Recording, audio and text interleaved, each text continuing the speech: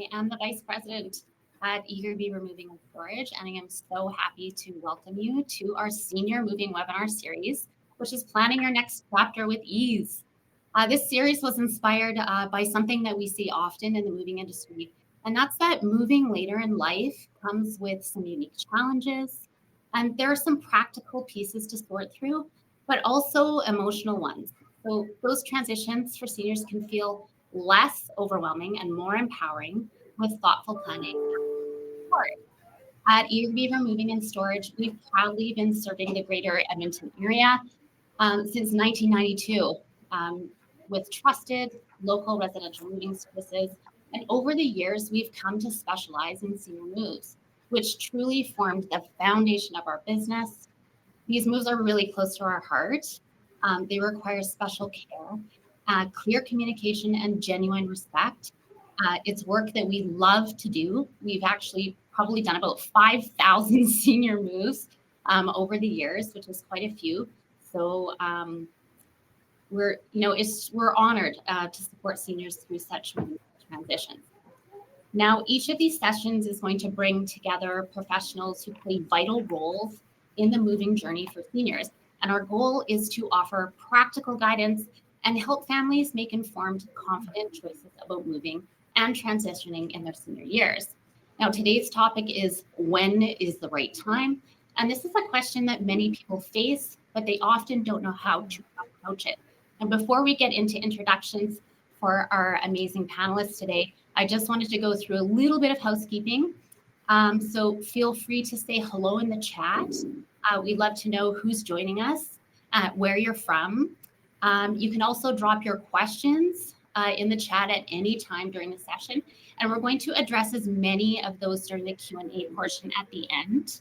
And finally, we're also going to be launching some polls throughout the webinar. So your input is going to be really helpful, and it lets us tailor this series to your needs and the future sessions as well. So don't be shy, and we are going to go ahead and launch our first poll. So hopefully you guys can see that. That's poll number 1. Okay, so let's get into our panelist introductions now. I'm honored to be joining an incredible group of professionals today. Each brings experience and insight into different parts of the senior moving journey.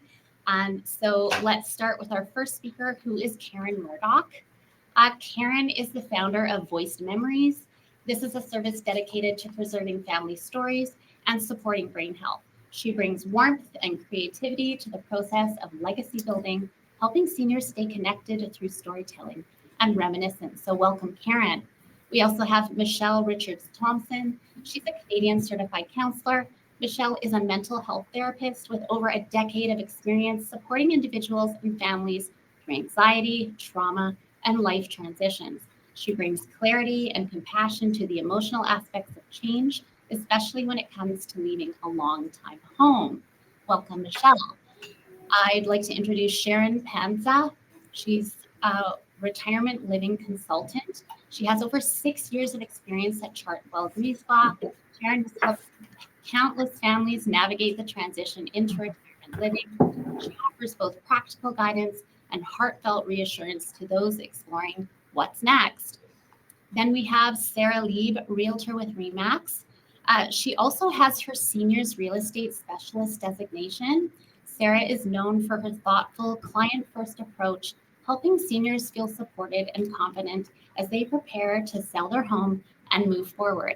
And finally, we have Tracy Luick. She is the business development manager here at Eager Beaver Moving and Storage. Tracy builds strong partnerships with senior living communities and professionals across the housing and care sector. She brings insight into the moving process and works to ensure seniors have access to trusted and reliable moving services. Now let's dive into our questions. First, we have a question for everybody to provide their input. So I'm going to kick this off with the first one, and this is a question for all of our panelists. What are some common signs that it may be time for a senior to consider downsizing or moving into a retirement community?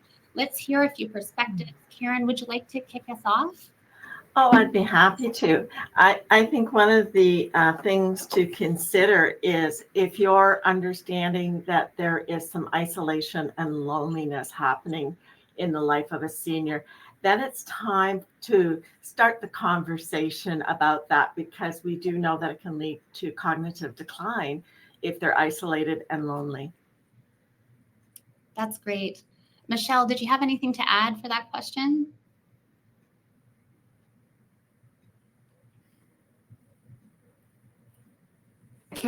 My microphone was off. Yes. Yes, it's very important. Thank you for the question.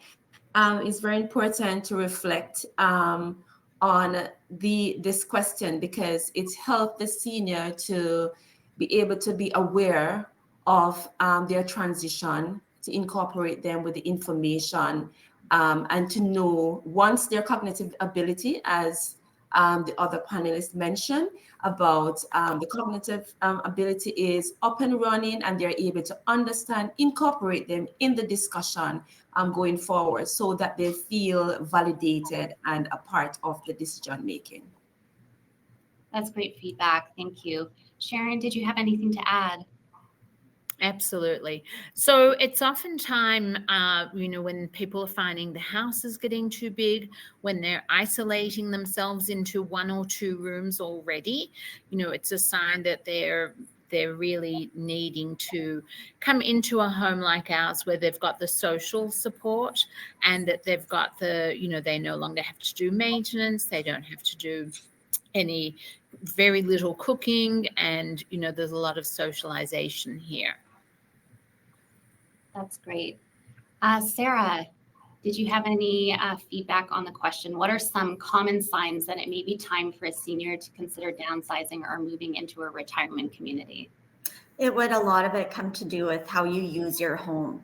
So is it stairs, laundry, doing maintenance, whether it's shoveling or cutting the grass? And are you enjoying that? I know some people like doing the stairs, once a day or every other day going up. But if it's something that's not safe, I think that's also when you have to start considering making a move. Great. Tracy, what are your thoughts on the question?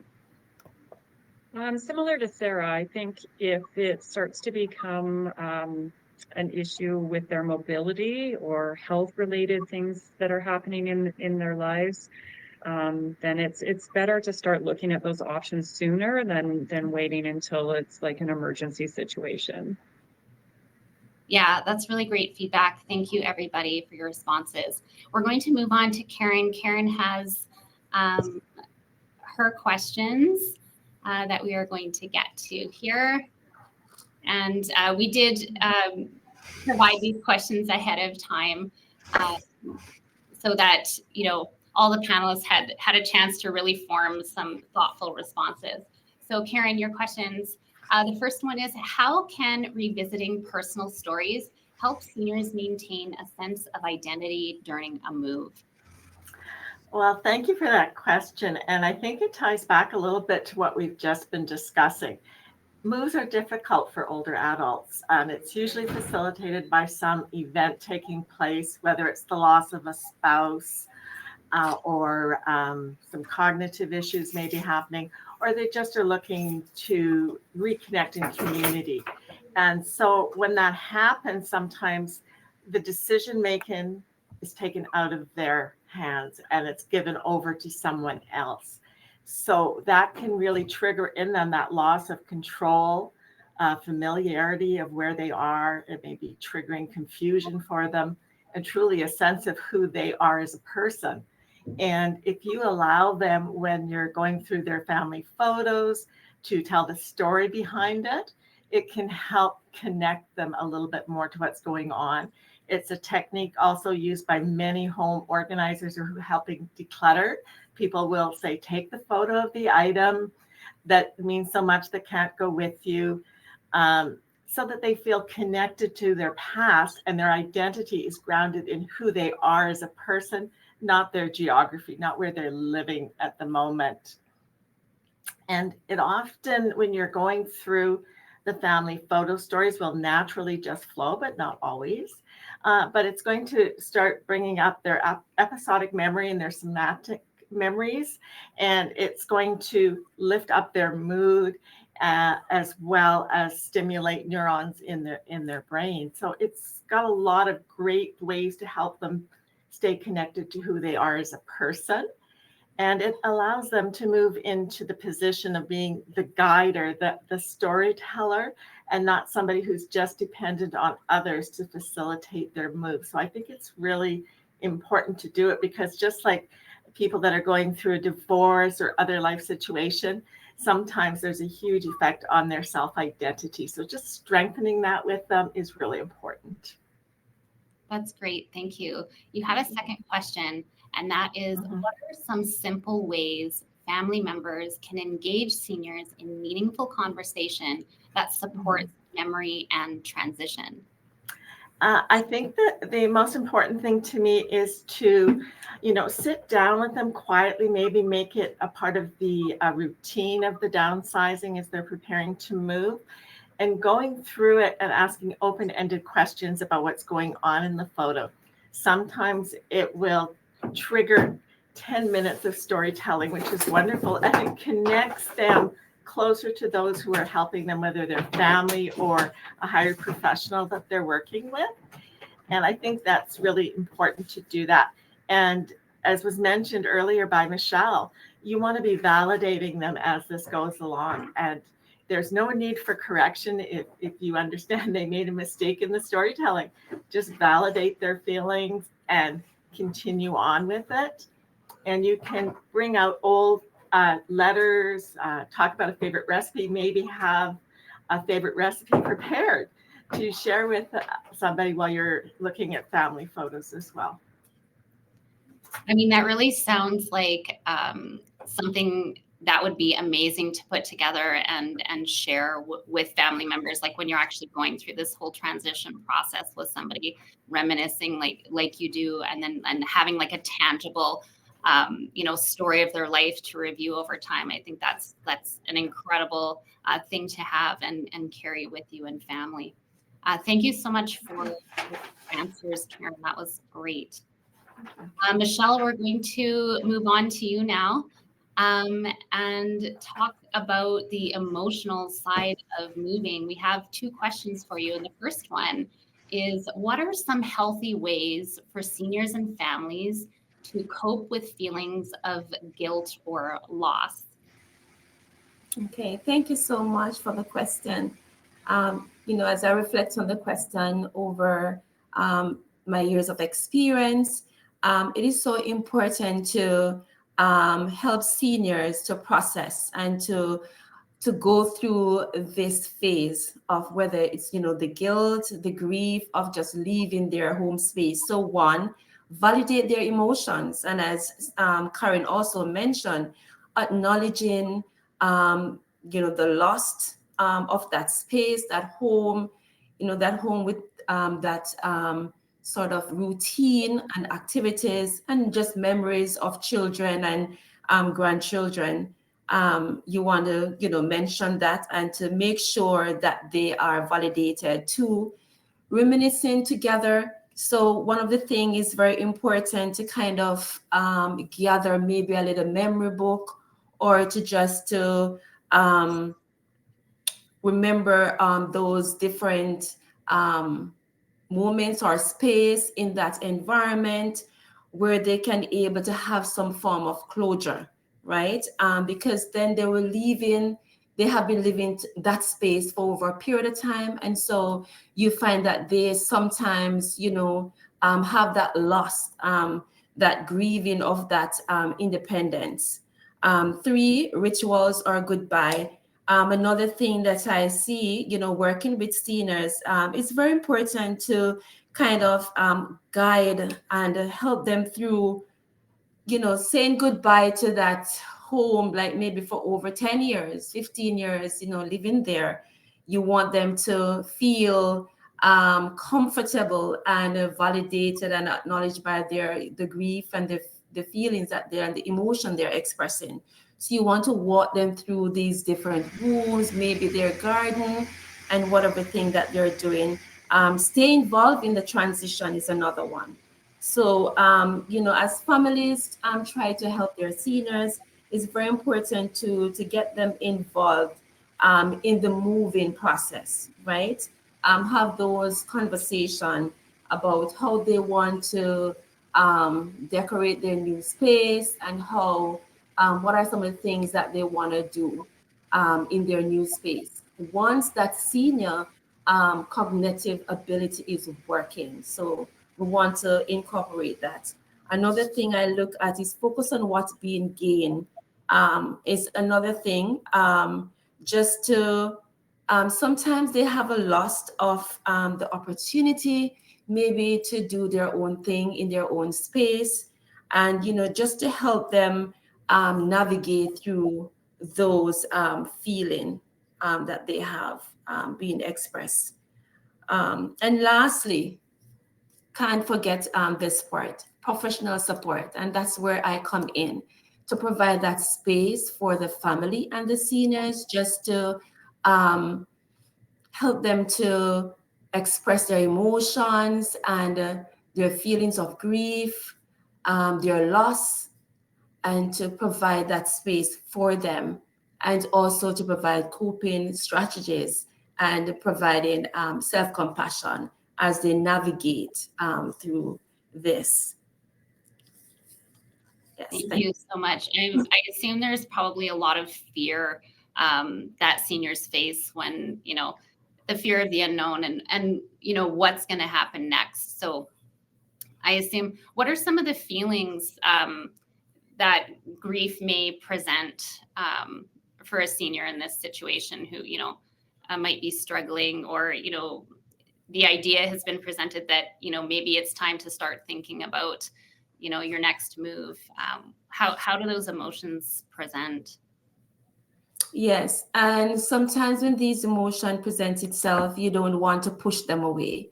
You want to acknowledge that emotion. You want to, and some of these feeling, as you mentioned, is the loss of their own space, right? The loss of family members. So you want to create like a memory, like a photo album or something, just to remind them as they go through that grieving process, and just to have that connection with family, right? Just connecting with them, even if they're in their whole new space, but having that connection, and also having those like album and things that help them to go through that grieving process, and also to as I said before, having them in the discussion also help them also to step by step grieve through those memories. So getting them involved before leaving their home, walking them through those different areas, and just to support them and acknowledge them. So with that, I'll provide that the family supports the seniors by helping them to create that environment in their new space, so that they can able to take them time going through the grieving process.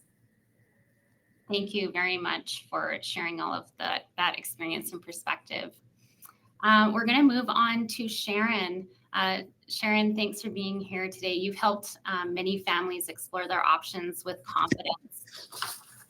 So I'd love to hear your take on a few questions. The first one is, what should seniors look for when exploring retirement living options?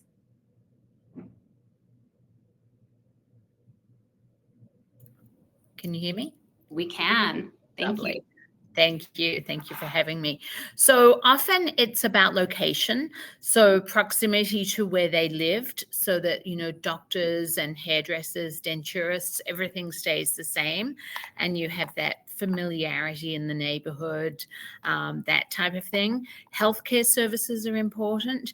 So, having the services on site are often a better way to transition into retirement living, so that you're minimizing moves as you age and you're needing more care. Availability of social amenities and what's in the area. So, whether it's a Y or whether it's walks, a lake, fitness centers. And then, of course, cost is always a big thing. So there are lots of variables in cost in seniors living. And some homes and companies will do everything. Some will add things later. Some will, some have a little bit more a la carte with dining. So it just depends, and getting the whole picture per se, so that you've got everything included. And then community and social involvement. So, finding your niche and finding where you want to be and what feels comfortable and what's a good vibe for you, because it's going to obviously be different for everyone. And so, there are plenty of options. What do you recommend? Like, how many different facilities, should a person visit to find sort of the right fit? So I would think 3 to 5. I'm here at Chartwell Griesbar. There's another home in the area that I say to people, go and visit here, because now you're comparing apples to apples. Ask companies if they have XYZ, so that, people are really getting the full picture. And I love educating seniors and families so that they know the system per se. Thank you. So we have 2 more questions for you. The next one is, what are the most common misconceptions about retirement residences and retirement living? So often it's about, you're going to lock me up and throw away the key and I'll never see you again. There are very few families that have fit that criteria over the 6 years I've been here. A couple, but very few. But once a senior comes into the home, they realize it's not what the options that were presented when their parents needed care are very different to the options presented now, 20, 30 years later. And it is about community and a home and being in a safe place and being supported. So it's like, oh, I didn't think it would be like that. And then the nudges, why didn't you bring me here 3 years ago? So it just becomes a lot easier once a senior has walked through the doors. Yeah, I know for sure you guys have a whole lot of fun at your facilities. So we've been there a few times, and it's always so welcoming and just it seems like a great place to be. So it is. That's great. Sometimes I'm not happy that I'm working. I always want to play Name That Tune and Scrabble, Canasta. Honestly, it sounds fabulous. So the last question that we have is, how far in advance should someone start researching or joining a wait list? So it is always wonderful to see proactive families and proactive seniors rather than reactive. So I would say 1 to 2 years ahead of their timing to go and look and shortlist, and then 6 months prior go back and make sure your shortlist is still good, because I know that a home can change a general manager or an executive director, just like a school can change a principal, and it can be a totally different feeling and a different, just you need to recheck about 6 months before. Some homes have longer waiting lists. I would say 3 to 6 months is where waiting lists are often sitting at the moment. So if somebody were to go on a waiting list at your facility and they're being proactive, a year or 2 early, getting on the list, and you called them and said, okay, well, you're next on the list, but they weren't ready, what would happen in a situation like that? They still stay number 1 on the list. because it's my list.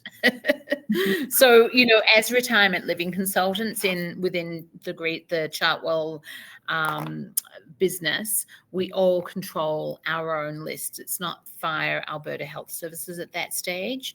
So, you know, I keep somebody call number 1 and they say, I'm not ready, my daughter's overseas, number 2, number 3, and maybe it's number 4 that accepts the suite. And then, you know, I start at 1, 2, 3 again.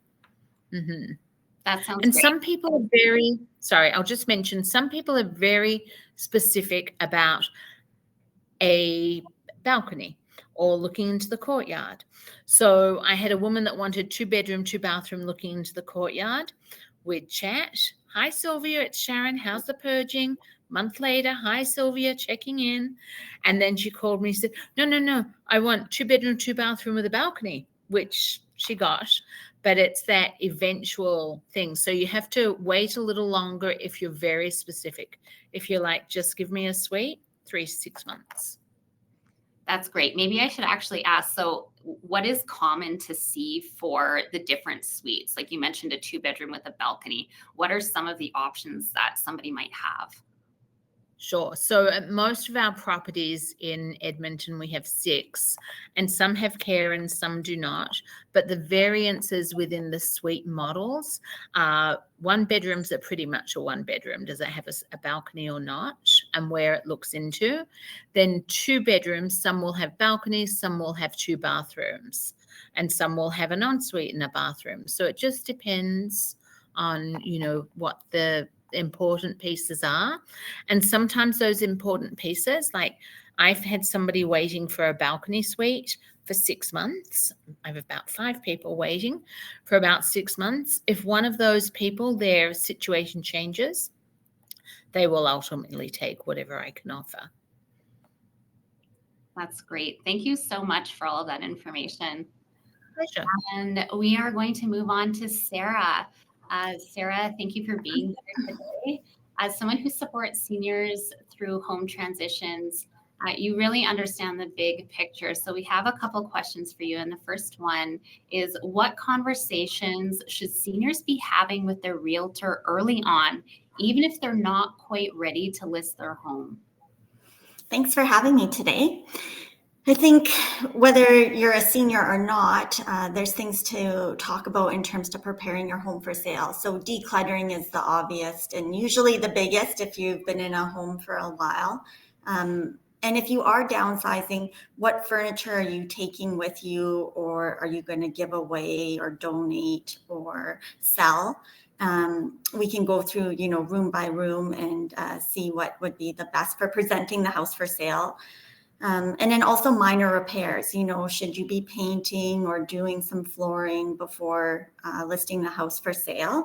And if you can take as much time as possible, especially when it is a transition, that's always great. So you're not feeling overwhelmed, or, you can tackle a room, every month or whatnot. And it just makes it a little bit more relaxed and enjoyable in a way. I know some of the other presenters were talking about going through memories and that sort of thing, but it would be mostly the decluttering and any minor repairs before selling.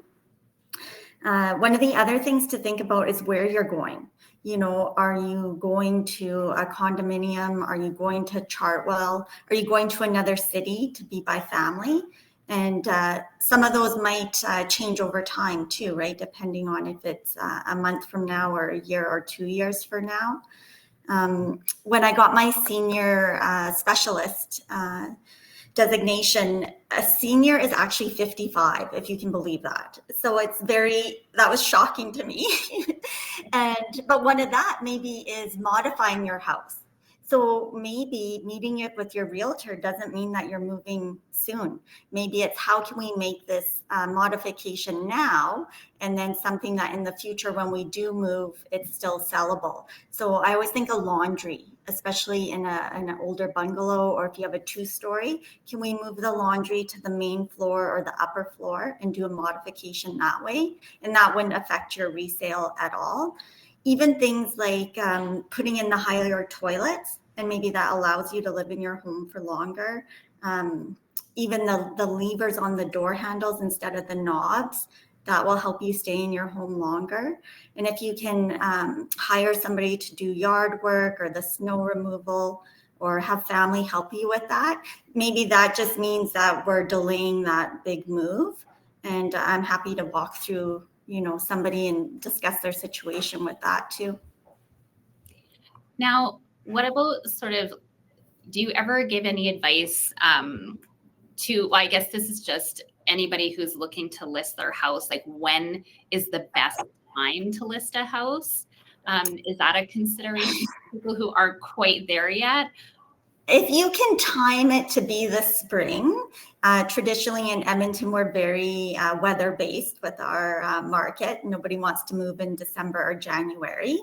But that said, whenever you're ready, that's the time to sell, because that's your situation, and I want to cater to what's best for you and your needs. So I wouldn't want somebody to stress out over a certain date. And then again, I guess it would all depend on too, is again, where you're going to and the timing of that. Thank you. We have another question for you, and that is, what should seniors know about timing the sale of their home if they're waiting for a space to open up in a retirement residence? So, because we know that wait lists are so long, sometimes this is where that planning ahead of time, is really helpful.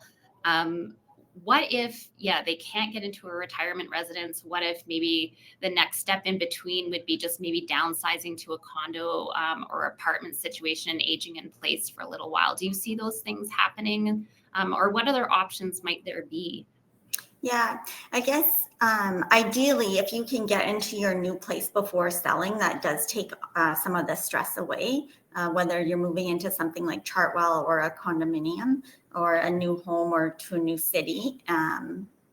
Otherwise, I think it's just about communication and because we never want somebody to be homeless, so we can always delay possession on the sale of home. Perhaps there's a family or friend that you can move in with for a small amount of time. Every once in a while, I'll have clients move into an Airbnb, or they'll time it with their vacation. So they put stuff in storage. They know they're away. They can come back at a certain date. But again, it's about communication, and we work through it, and everybody's situation is different. And it all seems to work out in the end somehow. It always does. Thank you so much, Sarah. Finally, we're going to move on to Tracy. Let's bring in your perspective on logistics and planning. Seniors often don't realize just how early the moving process should begin. So we have 3 questions for you. And the first one is, at what stage in the planning process should seniors start reaching out to a moving company, even if they haven't picked a new place yet?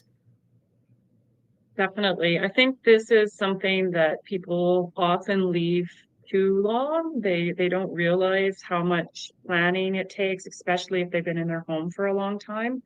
So I think that they should really start researching their moves as soon as they are even thinking about making that next step. Doesn't mean that they have to act on it, but at least they'll have information on pricing, timelines. It'll just help them prepare a little bit better. They should look at movers that are CAM certified. On their website, you can view different movers on there. Ask friends and family for referrals. So this is a great way just to get some feedback and just help with the planning. They should ask a lot of questions to each moving company that they're considering. You want to know things like, are there items that they maybe won't move? Are there any extra charges for stairs, travel time, fuel? Those kinds of things. So they really want to make sure that they're looking at all aspects of that. Make sure you're checking reviews. That's really important. There's lots of information out there. So you just want to make sure you're doing a lot of research. And if they don't have an actual address, then there's some red flags there. Check if they offer to disassemble and reassemble furniture, because that's a big help for seniors. That's something that a lot of times they really just, can't do, or they don't want to do. So it's really helpful if a mover will help with those things. Do they specialize in senior moves, and do they offer a discount? Those are all great questions to get answered up front, and it'll just make the ride all the much smoother in the end. Great. And so what is your recommendation on how far in advance should a move be scheduled to avoid stress and ensure availability, especially during busy season? So definitely during peak season, you're going to want to give a little bit more time. If it's, fall or winter, people move a little bit less during those times, but during peak season, I would say you want to try booking your move at least 6 to 8 weeks in advance, and definitely no later than 4 weeks. It's a really good idea to arrange for a virtual estimate, or we can even do an on-site estimate. Just so that you have a better idea on pricing and things like that. The more notice you can give, the more flexibility you're going to have with dates and times and rates. Rates are typically going to be higher at the end of the week or the end of the month. So if there's some flexibility on moves during the early in the week or mid-month, just not end of month, you're going to have more flexibility again with those. That's great. And then can you walk us through sort of a typical move timeline from the first phone call that somebody might make to a moving company, and then, what they can expect along the way and how to prepare? Yeah, absolutely. Again, if you've been in your home a long time, I've done some presentations lately, and I'm amazed at how long some of these seniors have been in their homes. There's many that have been in their homes for 40, 50 years. And so that takes a lot more time when it comes to decluttering and getting ready to downsize. So you want to start that process, I would say, a few years before you even are thinking of moving. Start to see if there are things that your children might want to take, or if you're storing things for your children, see if they might want to take those back, things like that. But start that decluttering process sooner. I would say typical timeline, 6 to 8 weeks prior to your move, you're going to want to book that virtual on-site estimate or virtual estimate or on-site estimate and get your move booked. Start decluttering and sorting out items that you want to donate, sell, give away. Will you need any storage? Is it a situation where maybe timelines aren't lining up and you're moving out of the current place, but yet the new place isn't ready yet? So you might want to look at getting storage booked if you do need storage. Insurance, make sure you have looked into insurance and make sure you have insurance in place. That's important as well. Schedule time off work. You're going to want to have some time. If you're still working and you're not retired yet, you're going to want to have some time off work to facilitate the moves. Are there any permits that you need? Are you moving into a condo or a retirement facility where you might need to book elevators? Things like that.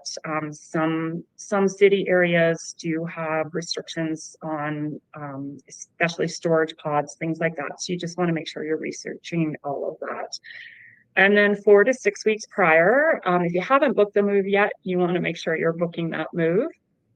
Notified your landlord or your realtor of your move date. You want to make sure that they are all aware of when you're going, and gather up your packing supplies. Make sure you have everything you're going to need to pack efficiently. Begin to pack non-essentials, so things that you're not using every day. Maybe it's decorations, Christmas decorations, Halloween decorations. Start packing things that you're not using on a daily basis, because at least you're starting to get that process underway. Make sure you're labeling the boxes. Make sure you're labeling what's in them and what room they're going to. That helps the movers, but it also helps you after when it comes to unpacking those things.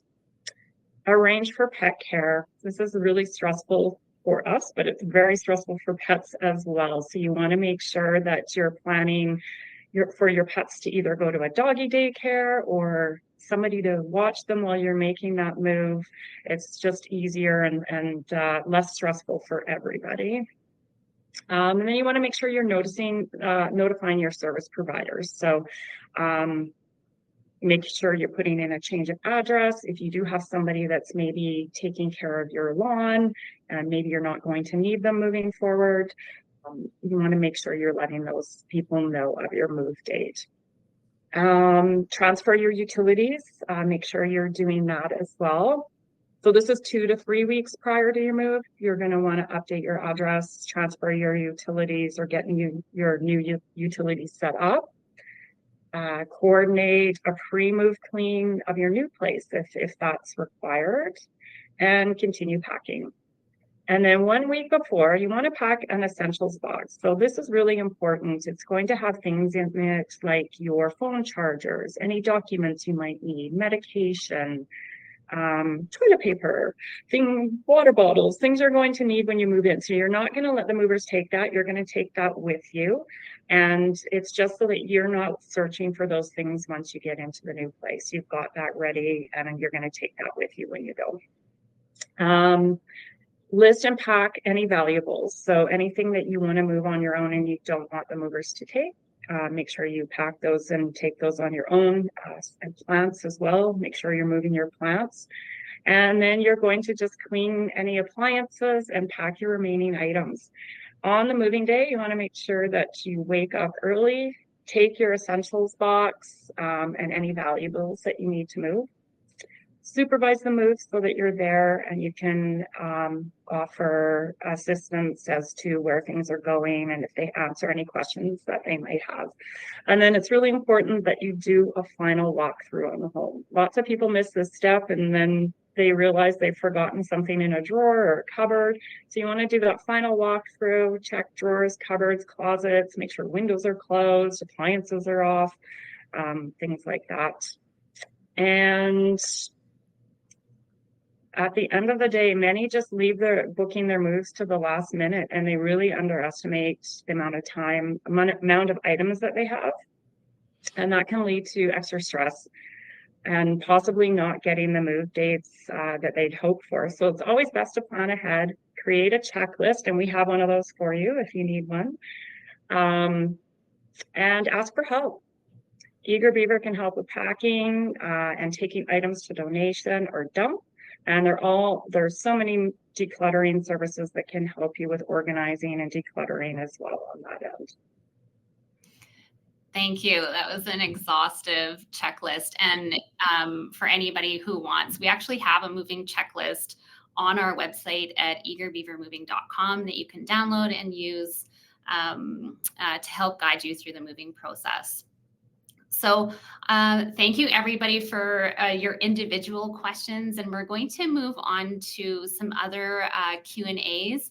If anybody has any questions who's watching live with us today, please pop them into the chat. We would love to address them and provide you with some feedback. And if nothing comes in, I do have a few other questions for our panelists today for everybody to chime in on. And the first one is, what's one thing seniors often don't realize that they'll be gaining from moving into a retirement facility or maybe just downsizing until after it happens? Does anybody have any insight on that question? Yes. Me. Yeah, So once seniors move here, they then realize that they have lifted off a great weight, because often seniors are scared, and they're scared in their home because, you know, that walk upstairs, the walk downstairs, the walk to, you know, to the front, you know, into the front yard to catch a ride, that, you know, can be very scary depending on mobility and confidence, because some seniors have great mobility, but their confidence, especially if a partner has left them, it diminishes as they age. So, and they also realize how much peace of mind they have and community when they move into a home like ours. Thank you so much. Sarah, it looks like you had something to add as well. It's very similar to what Sharon was saying, is that I think that sometimes this weight is lifted off of you that you may not even know you have. And the more time, and if it's your decision to move, I think that really comes through a lot more. And even if it's not your decision and the timing isn't maybe as it could be, maybe in retrospect planned out a bit different, it usually is for the best, and there's a reason why you're making this move. And so I just feel that emotionally and physically people tend to feel better about it after. That's great. Does anybody else have any perspective on that question? Yes, I just want to add a little piece on it, if that's okay. Yes. Okay, so I just want to add to that. When you incorporate the seniors in the discussion in moving, and also going to the place where they're going to go just to tour before, and getting there, they kind of feel that their space look more independent. They're able to go around and do things, and connect with other seniors too. So that too can also is like help them to see the reality, and help them a little bit more to go over the grieving process a little when they are actually involved, looking at the place already, and taking their time, ease into their new space. Just to add. I would just like to echo in that what I have found over the years working with seniors moving is that they're often surprised at how improved their quality of life is. They're not expecting that. They're gaining a sense of community, as Sharon mentioned, and also a sense of purpose, because there's activities that they can get involved in now. And instead of just always having things that need to be done, or their children coming to visit them and having to do things for them, they can just be family again. I think those are some of the benefits that aren't always looked at. I think that was great feedback. Thank you, everybody. So I don't see any questions coming into the chat yet. So I'll move on to another one that I had prepared. So have you noticed any generational shifts in how today's seniors and their adult children approach the idea of moving into seniors living community? I think there was somebody had touched on that we used to call them the old folks homes. And so there's this really negative connotation towards, what happens, when you get older and all of a sudden you're, put into a home. It seems like doomsday. So I feel like things have shifted a lot. So I'd love to hear your perspectives on that. Yeah, Sarah. I think nowadays I'm finding people, again, if a senior is 55, people are maybe downsizing a little bit earlier and not going straight into a senior's home. So they'll make a move first into just something smaller, more manageable. And then maybe in 10 to 15 years after that, they move into the next home. So it seems to be a little bit more progressive, as opposed to, I think before it was like one or the other. Like I was either in the home that I've been in for 50 years or I'm in a senior's home. Great. Did anyone else have any insight into that question? I would agree with what Sarah said. Sorry, I'd agree. And it just makes that transition easier because you've done that in between step is what I call the condo living. And, the fear with us is often we have seniors that will move into a condo when they're 75, 80, but they need something more like our home. And sometimes families do that because they think, oh, well, we'll just downsize mum into a condo. But at that point, they often need more than the condo. They need either care or the community and the activity. Great. Does anybody else have any insights into sort of generational shifts and how today's seniors and adults are approaching this idea of moving or transitioning to senior living? I would just make one comment, and it kind of goes back to what Sharon talked about, visiting other, about, what did you say, 3 to 5 different senior residences. And I think one of the most important things to do is if they can have the opportunity to taste the food there, because there's a big transition in what my parents like to eat and what I like to eat. And I'm noticing that change when I go into senior residences of what the food is that's being offered to them. And I think that's really important, because that often at that stage of life is very important to them on what the meals are like. That is Yes, and I'll just, sorry, can I just cap on that? I had a gentleman call our contact center, and he was just going to a number of homes, and I'll have lunch, I'll have lunch, I'll have lunch. So I had to, guide him and say, you need to navigate with mum what's important. Is it the care? Is it the social? Go and see a selection of homes. Then when you've got the short list, come and have dinner at my home, because that's what we serve every day. So that's what your mum as a resident would be getting. So then, that's how you kind of have to work it out, in my opinion. Maybe can you explain a little bit about that? So in your facility, do most people have the ability is there a kitchenette? Are they making their own breakfast and lunch and just going down for dinner? What are the options? So at our home, it's essentially a full kitchen. I say the only thing missing is a dishwasher, but because we serve the evening meal, the big, amount of dishes come from the evening meal. So we're doing those. So the intent is that, a lot of seniors don't want I am a senior now, but even when I wasn't a senior, I did not want to be down in a kitchen in a dining room at 8 o'clock, 8:30. So most seniors are happy to do what they'd like to do for lunch, for breakfast, whether it's porridge or toast and a coffee. And then not as seniors age, they're not looking for, many are not looking for 3 big meals a day. A lot of my Ukrainian guys are, but many are not looking for the 3 big meals a day.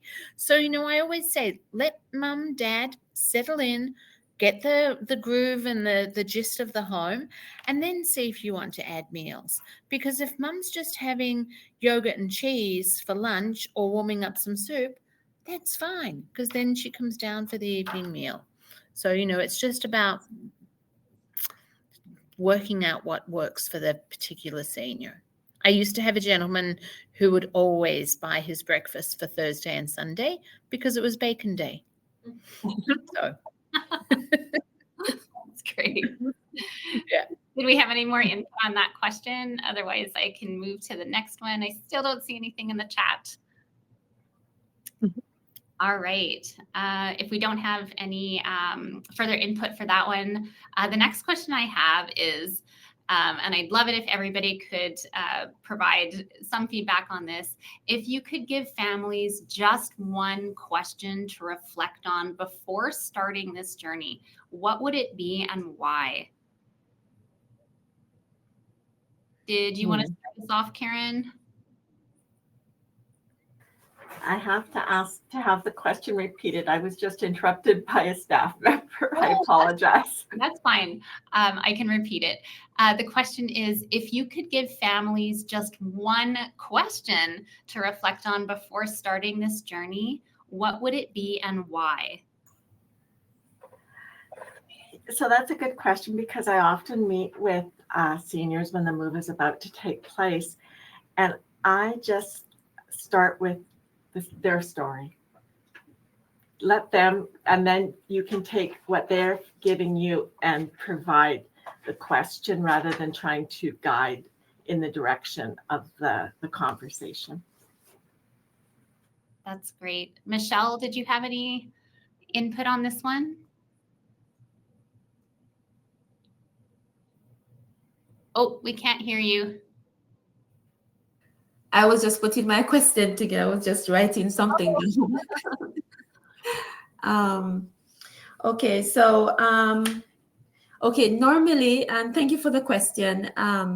So normally, there are times when, just to formulate my question, I was doing that. One thing though, families tend to feel a little bit of guilt, even though they know that the decision is to help, put the senior into assisted living or independent living. And sometimes it's the best choice, however, in their situation.